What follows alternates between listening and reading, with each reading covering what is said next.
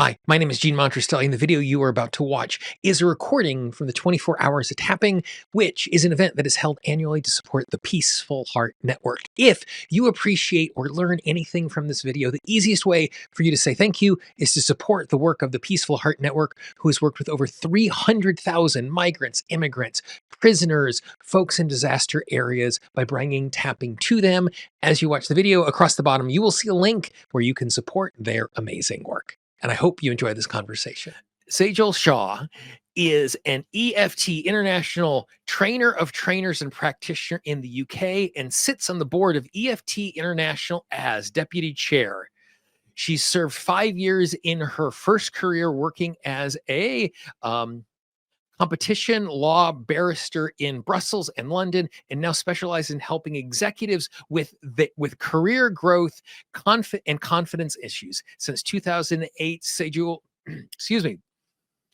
Sejual has pioneered ways of developing business EFT courses to large companies at home and abroad. She has developed Business Energetics, a spiritual tool that includes EFT for professional business, for profound business growth.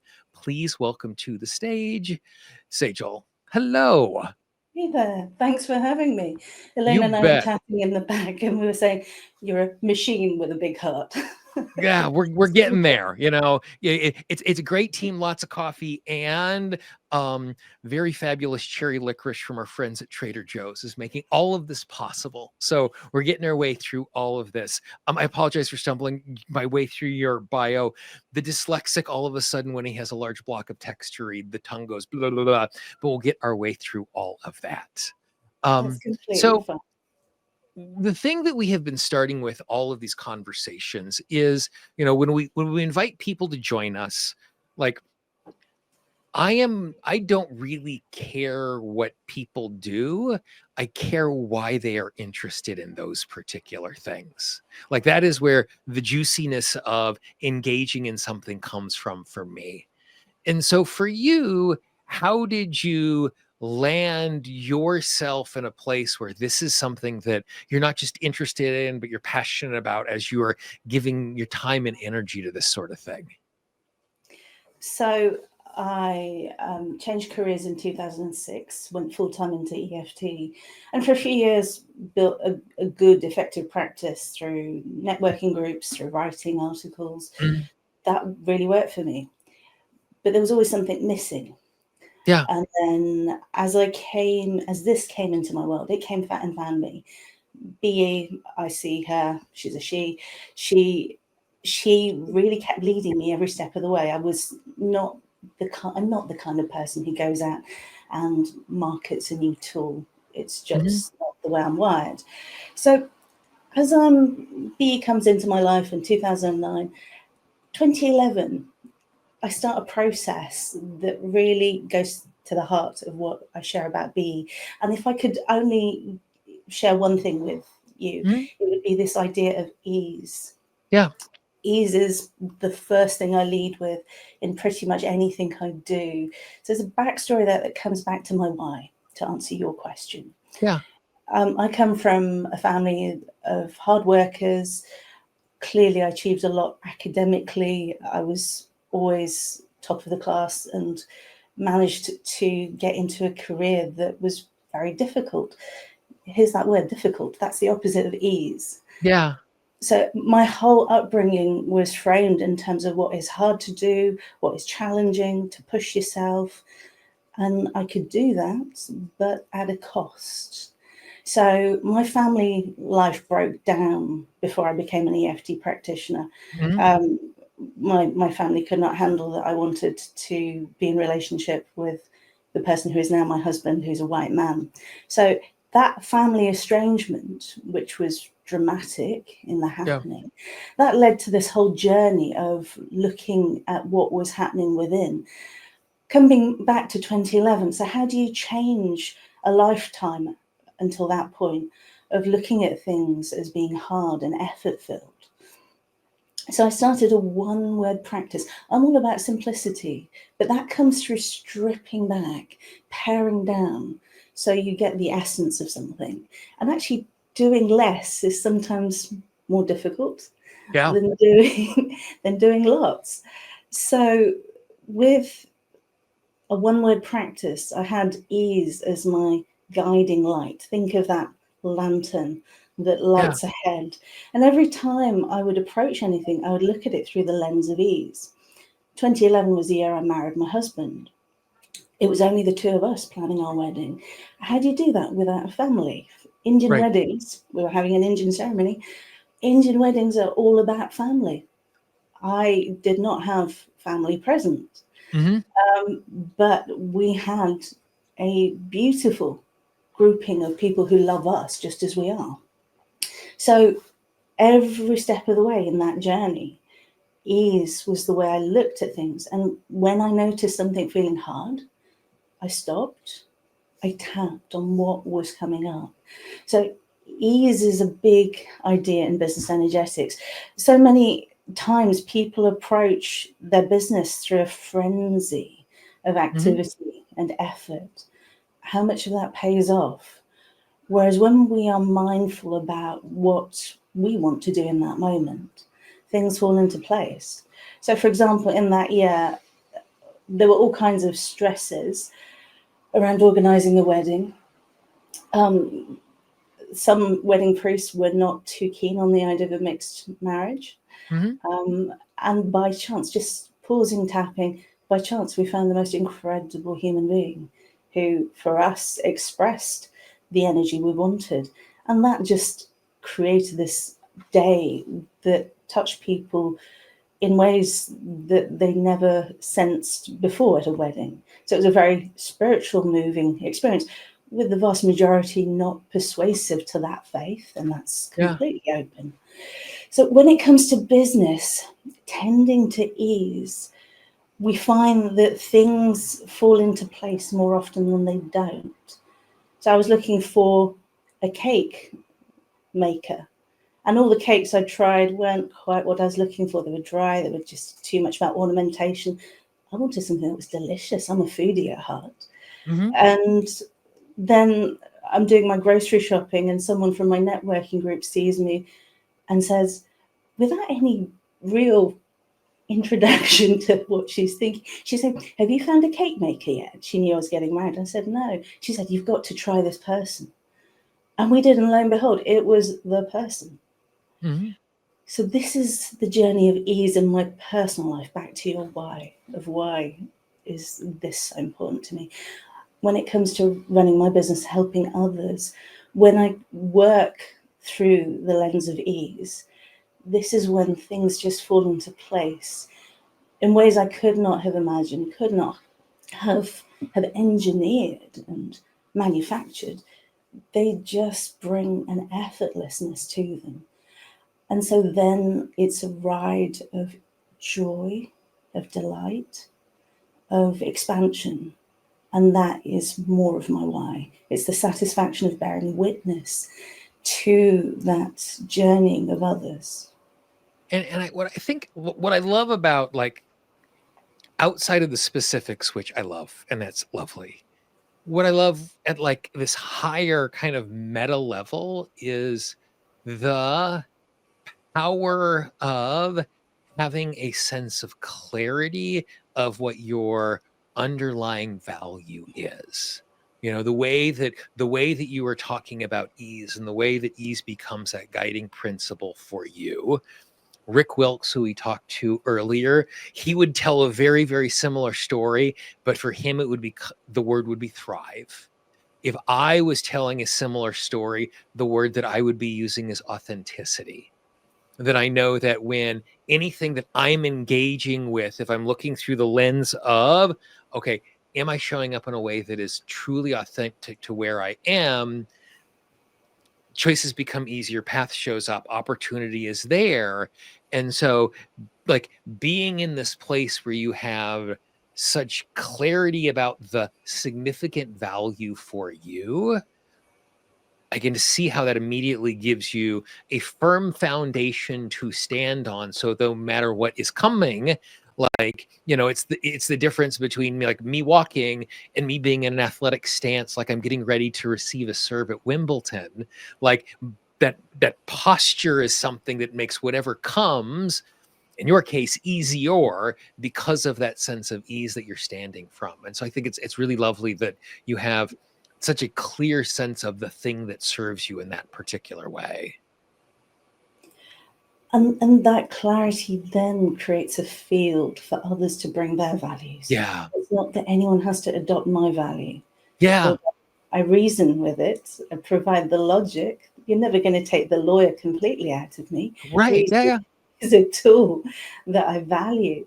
But when we offer a space where someone can feel safe and heard, their values have a greater opportunity to be expressed. Yeah. My Rick Wilkes, again, who I was just talking about, he taught a number of years ago, he taught me a piece of vocabulary that just captures that. And he calls it vibrational leadership. That when we show up in that energetic way that is specific for us, even if the people around us are not resonating with that same value or that same frequency, because there is someone who is resonating from this place of being grounded and firm in who they are, it creates the capacity in the space that allows other people to see that as a possibility or to see that particular thing as a choice. Like, if you're ever in a circumstance where something unexpected is going wrong, like there is a crash that is nearby or something unexpected happens, like just go see who people stand next to, the strangers that they stand next to. Like here in the United States, we have Mr. Rogers, and he was always telling us, go find the helper. And what's happening in this particular scenario, it's not, I'm the helper, but because of how you are standing, it's like, oh, that is a home base and safe for me to be who I am, which creates this possibility for others to make different, not that I'm responsible for them, but I'm creating capacity for them to be able to make different choices. We're navigating our way through that. What I love about what you've just said is emphasizing the word safety. Yeah.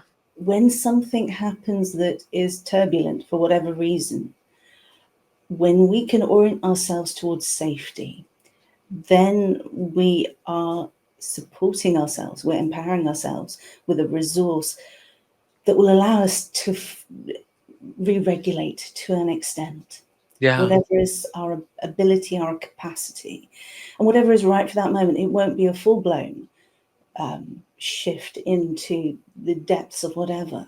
So Right. safety is just vital. And emotional safety, it comes when the person who is bearing witness, who's holding space, isn't actually operating from a directive agenda.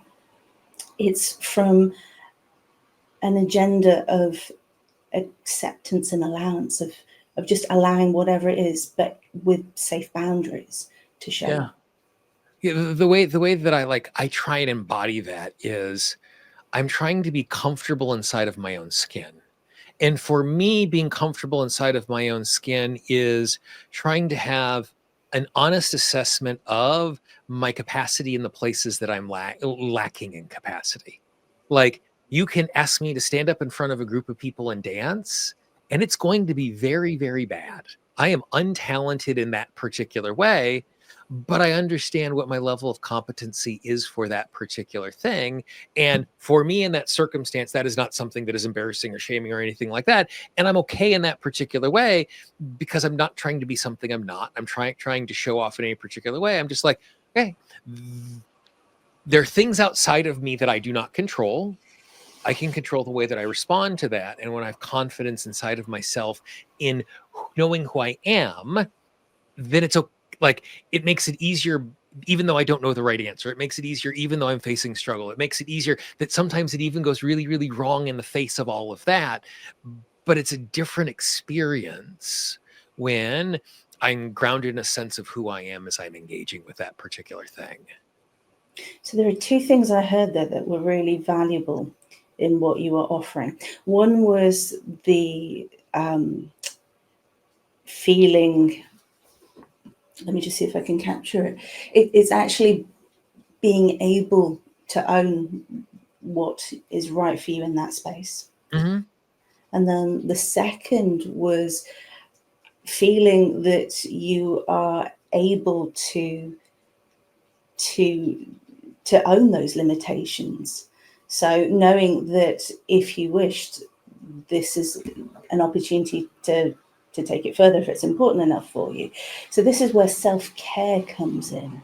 That Yeah. when we actually tend to our own care as practitioners, we are so much more resilient to whatever a client could bring. And so I have in my head a steel box. If something comes up when working with a client, it's going to go in that steel box for looking at later I that can, day. mine is right there. Like I know exactly what you're talking about. Like there is a little space on my shelf that and for me, the first thing I do is I take what I'm carrying with me into it that's not useful for me to be there, and I put it in there. And then if we need to make that deposit, that is absolute. I love that you have one of those too. Like that is it. Just it's been very, very useful for me in that particular way. It's fantastic. I mean, it then means that I show up relatively clean. I'm not Yeah. thinking, trying to figure out what we're going to do in advance. I'm just really listening. So that steel box, and it gets attended to daily. It's That's not. right. Yeah. Yeah, we're not stuffing things away. This is being parked right there for now. I have come in from the rain and I'm hanging my rain jacket up so I can enjoy a lovely meal. And then the rain jacket is going to go on. I'm going to tend to that before I leave and not leave it behind. Like it's just being set aside because it's not useful in the moment that we're in. Yes. So then coming back to the being the safe person someone turns to, when we are being attentive to our own self-care, we actually model that to those we're Yeah. working with. We're not, we can present ourselves with a certain facade, but then that's creating some distance to Hmm. how much openness and safety there is. It's, we all wear a professional mask, but Yeah. energetically we can sense on differing levels how much transparency there is in what is present. So if I'm carrying a load from several days worth, that's muffling my energy. It's muffling how able I am to listen to the person there. And I as, go on. No, I was just gonna say, like, for me, the way I frame that is, I'm allowed to be scared, overwhelmed, desperate, professionally, not in my personal life, but professionally, any moment of the day except when I'm with a client and when I'm having a sales conversation. Because if I bring any of that to that space, if it is a client session, I am bringing stuff in there that's going to make it hard for them. If it's where I'm trying to find partnership, no matter what that facade is, like they're just, even if they're not consciously processing it, oh, that's just not a good fit right now, is what they might intellectually say, where they're recognizing as we're engaging with that we're just not present in a way that they can connect with because of what we're bringing into the room in that conversation. So that's the keyword, presence, Yeah. for me. That when we hear our clients as clearly as we can in the moment, Hmm. we're present. And that is at the heart of business energetics. I'm really being present to whatever the Hmm. group is. Often a group, the group is bringing. It's not about competing, clashing voices. When we actually offer that safe space, the differing voices will settle, and we're setting the tone of listening. Hmm. So then that group is sharing when it's their opportunity, and then they're also listening. They're also participating because there is an energy resource there of safety, underpinned by safety, that is there facilitating even when it's not their turn. So that's an element of group work. Sort of an idea I want to share. Yeah, That that was that. That's exactly where I wanted to go next. Is we were like kind of talking about this stuff. So talk for the folks that are unaware of you and your work. Like, could you at least set the table? Kind of like, what are the spaces that you're walking into, so we can kind of understand the framework to have some context to see what it's like to be talking about a group in that particular way, if that's appropriate. So typically it's a group of around 5 people who have their different business issues. They've got, I'm very clear, bring along 3 intentions. We're going to measure at the beginning and then at the end. So we Mhm. are actually looking at the journey traveled. It's not just about how good we feel, but what are the tangibles? What are the deliverables? So there is that sort of business focus. But the majority of what we're looking at is what is holding someone back from taking action that they want to. What Mhm. are the obligations, the shoulds of what they are operating in their business? I should be on so many social media platforms. I Right. should be getting out there. I should be working on my business a lot more. And then we come across the beliefs about what it means to be in business. So, business energetics draws partly from EFT and partly from family constellations. For Mhm. those who are not familiar, family constellations is a German tool created by Bert Hellinger in 1970s Germany. He drew on the time he spent in South Africa learning from Zulu elders. And what he learnt profoundly changed him in terms of something called the knowing field. And the knowing field is a circle of intent, drawing on ancestral family wisdom, usually going back up to 7 generations. And what they found with family constellations is tending to conflicts or entanglements further up the family line, up to 7 generations back, Mhm. tending to those had a direct effect on the well-being in real life situations, present day issues for the person concerned.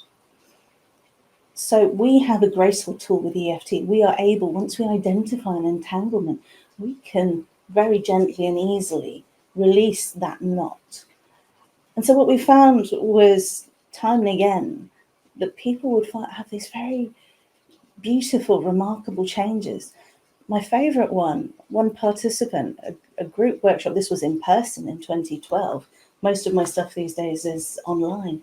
But 2012, he had been born in Uganda and was there as a child and then came back to the UK, sent off to boarding school, hadn't visited Uganda in 40 years. He did a business energetics constellation. That's a personal session within the workshop.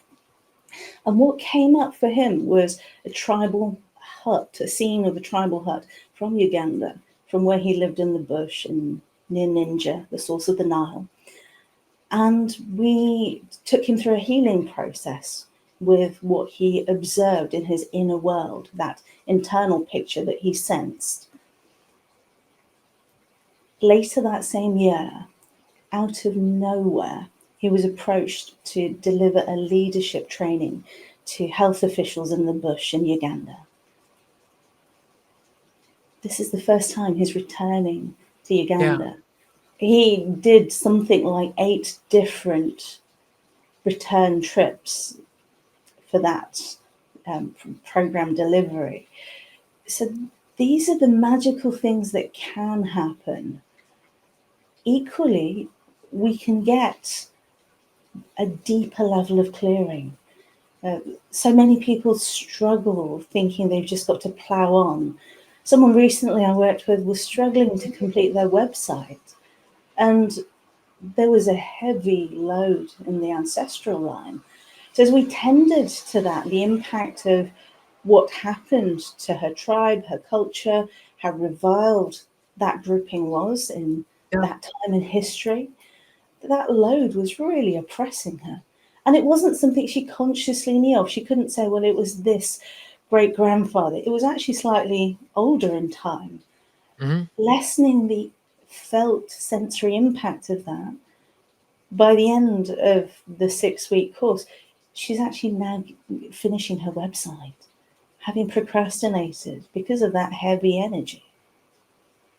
And it makes sense, when we're carrying stories of doing something that is unsafe that we're literally carrying in our epigenetics. It makes sense that my system, like, fear always wins. Like we are fear machines. That's how we learned how to like we are the great great great great great great great great great great great great great great children of those who learned how to safely navigate the world, because the safe ones were the ones that were able to procreate, and the safe ones in the next generation were the ones that were able to procreate, and they were safe because they were keenly aware of those dangers.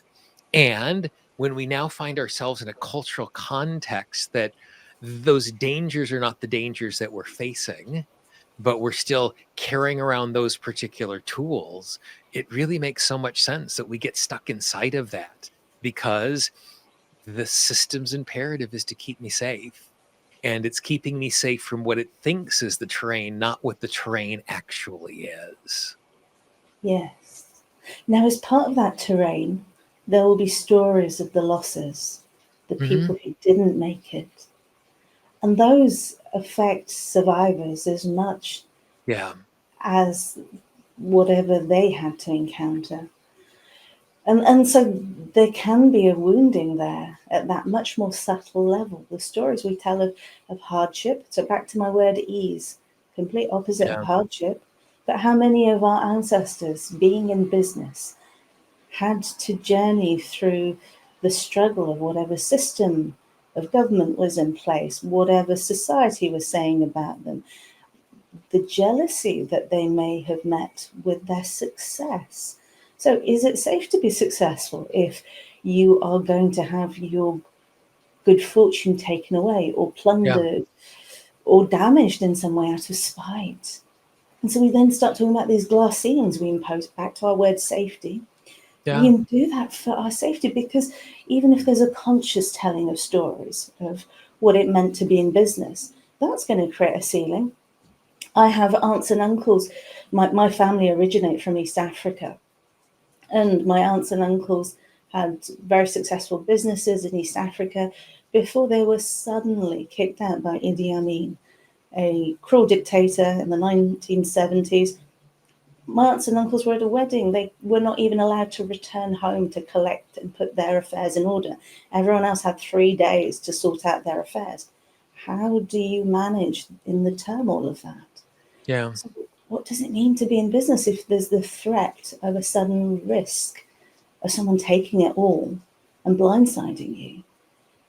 These are present day known stories, and they afflict us in how we shape ourselves. So in my family, it was all about make sure you're in a good profession, a salary job, Right. that you know you will earn Yeah. your living safely. So that's the aspiration for my parents' generation, make sure their children are educated and in good jobs. Yeah. We are not responding to the world how it is. We're responding to how we perceive it. And, every because we are meaning making machines, that's how we navigate the world. We are writing meaning to all of our lived experience. And sometimes we are writing a coherent meaning that is not true. Like it is something that is logical and makes sense, or it is a true meaning in a context that we are no longer in. It was a useful story at one point in that generational lineage, or it might even have been a true story for a younger version of me. But I'm now in a new setting, in a new context, in a new whatever, and my system is still operating out of those tools that are going for a place of safety because it's going, oh, this is the danger and this is the struggle that is in front of me, which may or may not be there anymore. But because we have this lived experience in another context, of course, the system is going to assume that this is the way the world works. And of course, it's going to overfunction to keep us safe because it's built to keep us safe in the face of those dangers.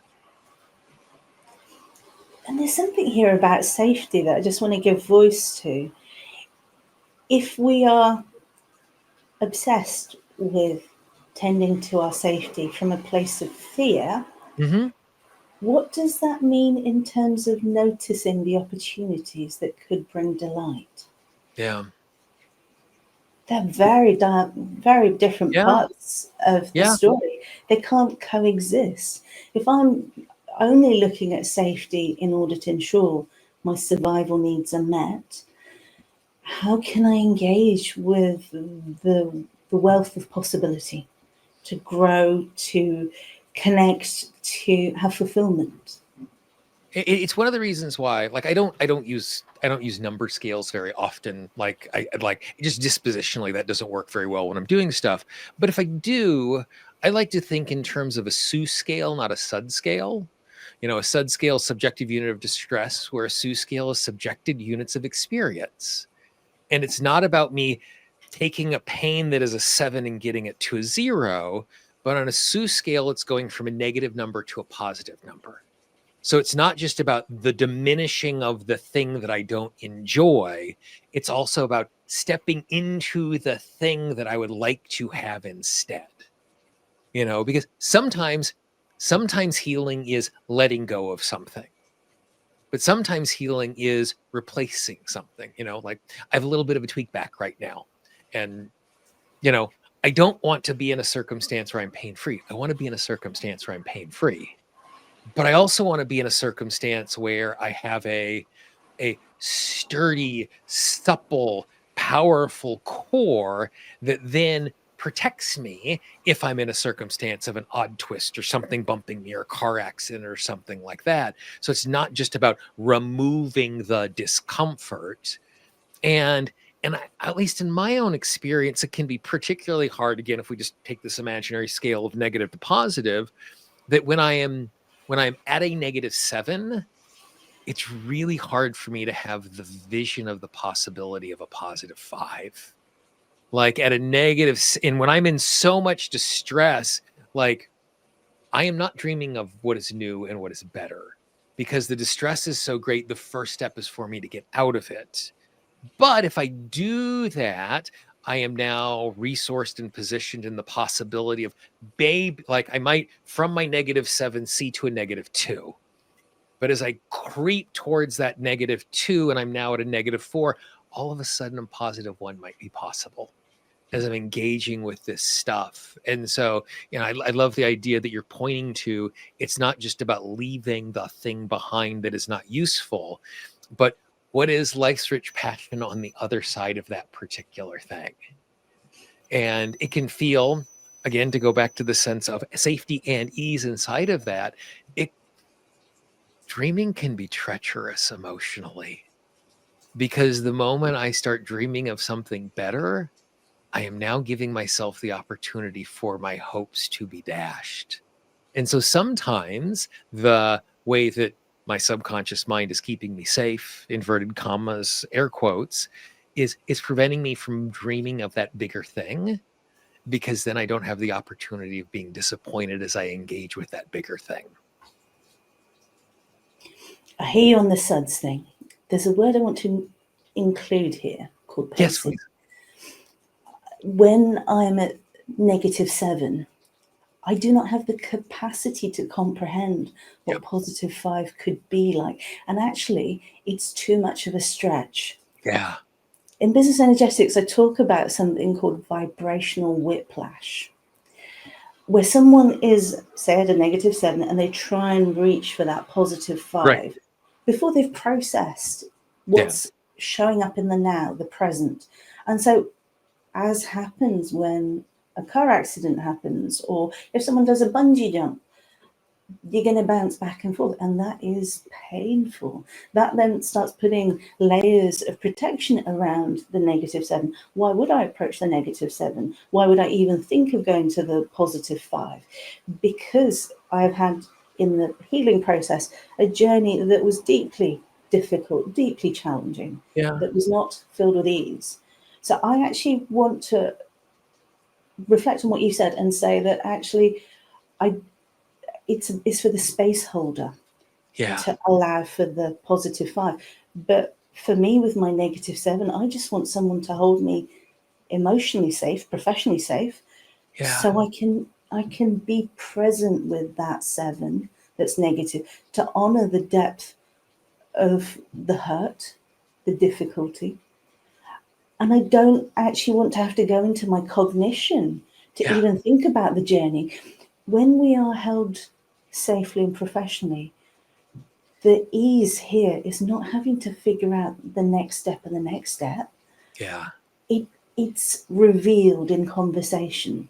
And when it's done authentically, back to your word, when it's done with respect to the individual, what happens is that it's a set of questions from the facilitator that allows for the client's truth to emerge.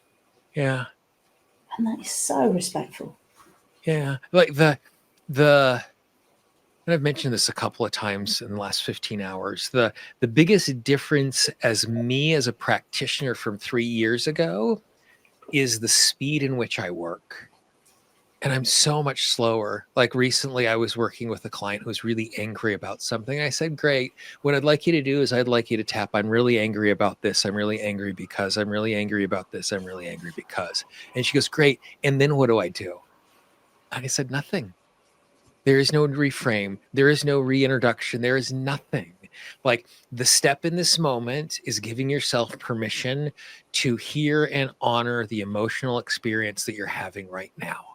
That's the work of this moment. It's not stepping up. It's just giving it voice and being able to be honest with myself in that space.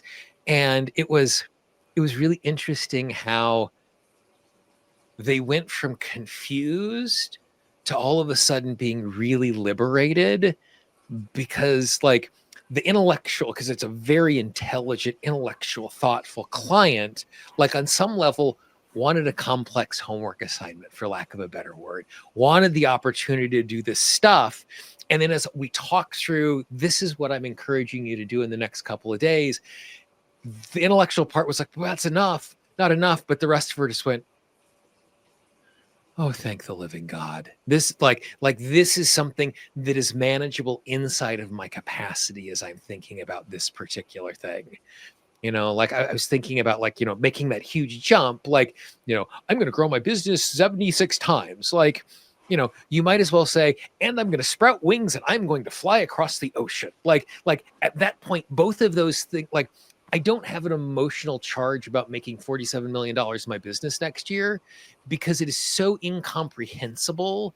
Like, there is, it's not that I have this glass ceiling about what I am worth. Like we've gone so far past that. We're in fantasy land, and that's not something that is useful for us to engage with because there's no transformation at that particular point, because I'm talking about things that are simply not comprehensible to my system. Yes. This, so picking up on something you said about this, the slowness, the speed rather. Here's the beauty. When we pace the work completely right for the individual's needs of processing their capacity, the work is efficient, and ultimately it's the quickest route that I have known. There's something about honoring the depth of whatever comes up, that when we do it with kindness and gentleness and with grace, it unravels so easily. And so we're able to, in a safe way, go to these very deep places with a client, and they feel heard, they are really supported in their nervous system. And I've mentioned the knowing field. For me, that does so much of the work. I'm really holding space and letting the knowing field inform the conversation, inform what questions to ask, informing how I observe all those micro reactions that come up that are so vital to being an effective practitioner. If your client's face goes somewhere momentarily, even when you're crafting tapping words with them, I'll pause and I'll go, what came up? Yeah. I want to know what is their truth rather than what I have thought from some place could be helpful. It's that immediacy. Yeah. The question I ask after every round of tapping is, what did you notice? Because I'm trying not to put my finger on the scale in any way, because it might be possible as a practitioner to go, so what's the part that's still hanging around, or where is the openness inside of that? And the moment I'm doing that, I am I'm bringing an agenda to what I think the process should be and how we're unfolding, and giving ourselves the sense to go through that. And as you were talking about that sense of pace as we're engaging with things and noticing, uh, do you watch Taskmaster? Are you familiar with Taskmaster? I know of it, and I can never bring myself to watch it. Okay, it is a personal delight for me. I love it dearly. But for those that do not know, Taskmaster is a show where they take 5 comedians and they make them do silly physical things, and then they're judged and they don't know what everybody else is doing. But there's this really interesting phenomenon where some of the tasks are timed, and the person who wins the task does it the fastest. And there are a number of the tasks where the tasks are not timed, but the end of the instructions always says, and your time starts now. And it is so interesting to watch them respond to your time starts now, even when it's something that is not timed, where they immediately start rushing and they immediately start trying to solve the problem in a way that is not thoughtful, that is not deliberate, that is not elegant, because of this artificial pressure that truly does not exist, but it has only been introduced as something that time exists, and it's not measuring what is going on. And you're talking about this idea of when we're going slower, we're going more efficiently. That when you see someone who's trying to do a physical challenge and you tell them and it's timed, even if that isn't the way that it's measured, they immediately get tight, they immediately make mistakes, they are immediately not thoughtful. But when they are slower, they're more efficient and they go, oh, here is a lateral solution to the problem that is unobvious.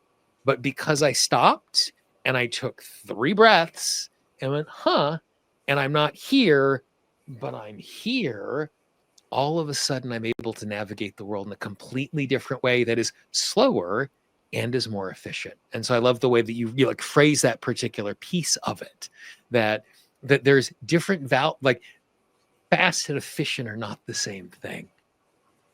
And when we recognize what is the real value to what we're doing as we're engaging with this, that just like it makes the whole process easier, because I know the problem I'm actually trying to solve or the problem that is useful for me to engage with.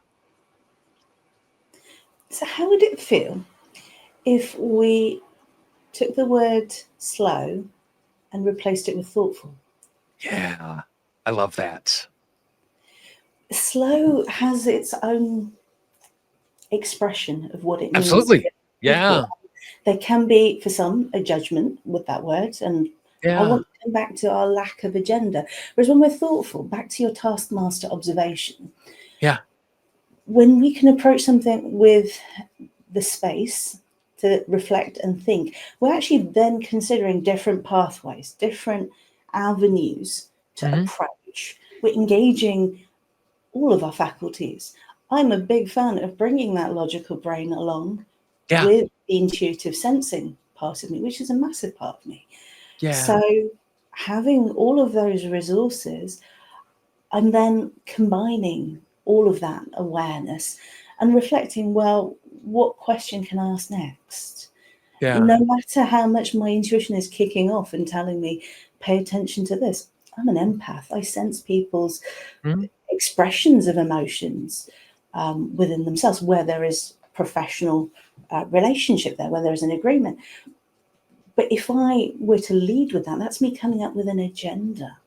Whereas when I navigate, so I've got the thoughtfulness of, so what does it mean to react in or respond in that way? How would you feel if you were in their shoes? What is this informing about your business? When we start doing that kind of thoughtful inquiry, we're allowing the person's truth to emerge from exactly where they are. And as you say, that sense of like asking questions, like I have little pre-flight checklists that I read that I've written for myself before every single client session that I do. And number 2 on this list is ask one more question. Like this just like, because I am a logical fast thinker and get data and like organize things very, very quickly and think I see a path forward. that it is like, I understand the way the software works. And so I need to have this conscious reminder to myself of, okay, ask one more question. And it's super, super, super, super valuable. And there are lots of times where there is nothing new tangible that happens other than being present and thoughtful and inquisitive, and they know that I'm being deliberate in that way. And the other is the times when it does pay off. It pays off for all the times that I made myself do it, even if there wasn't necessarily fruit. It's like the sum total of ask one more question over a period of time way, way, way outweighs not doing that particular thing.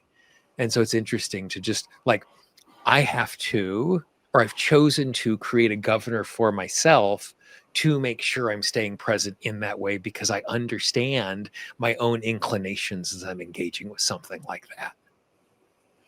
So what I'm hearing is your practice is really there to ensure you offer the space that you wish to, the professional space. Yeah. That's lacking an agenda, that's attentive to the client's needs. Yeah. And that ask one more question. Depending on the response, it may reveal something. If it doesn't, you know that you have sufficient information to then take the next step. Yeah. Awesome. Well, excellent. Well, thank you very much for this thoughtful, lovely conversation. Like for me, like this is the perfect early morning conversation to be having with a cup of coffee as I am stepping into the day. It's just absolutely perfect. Thank you very much for your just thoughtful approach to all of this. I'm so glad it was helpful. Thank you very much for having me. Good luck with continuing. Awesome. Excellent. Thank you very much. I hope you enjoyed that conversation. As you look at the screen right now, you can see a link to the entire playlist of every single conversation for previous 24 hours of tapping. There are over 120 presentations waiting for you. And please consider supporting the amazing work of the Peaceful Heart Network.